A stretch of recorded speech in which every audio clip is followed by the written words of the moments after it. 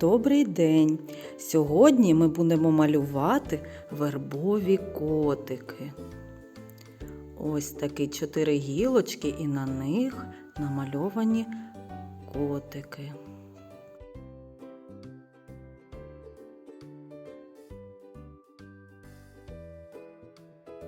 Верба – символ України, з давніх давен шанований нашими предками.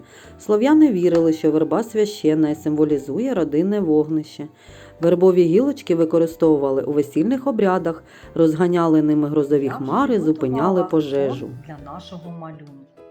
Ви його можете зробити, використовуючи блакитну фарбу.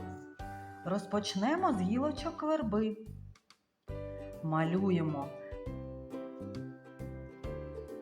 4 гілочки коричневого кольору.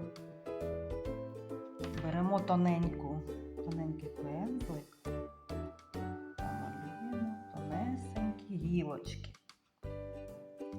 Ми малюємо їх 4.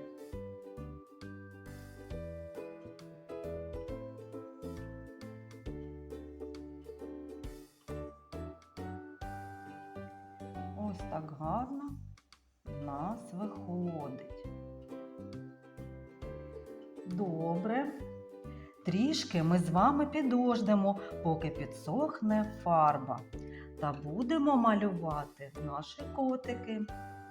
Беремо білу фарбу та малюємо, прикладаючи пензлик до аркушу паперу, ось такими мазочками.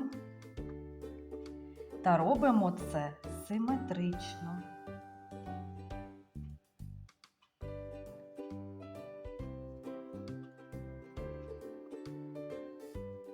І так по всім гілочкам.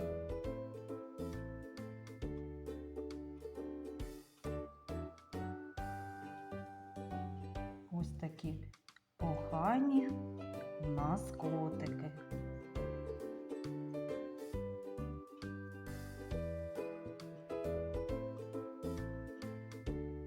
І до самого верху нашої гілочки.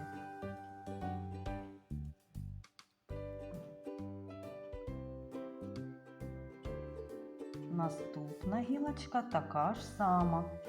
Робимо симетрично.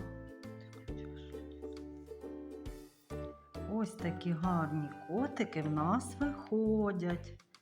Бачите? Ось такі у нас вийшли. Але чогось не вистачає. Давайте зробимо для нашого вербного букетику. Зробимо бантик. Червоною фарбою ми намалюємо ось такий бантик. І ось наша вербочка, наші вербні гілочки готові. Бажаю успіхів!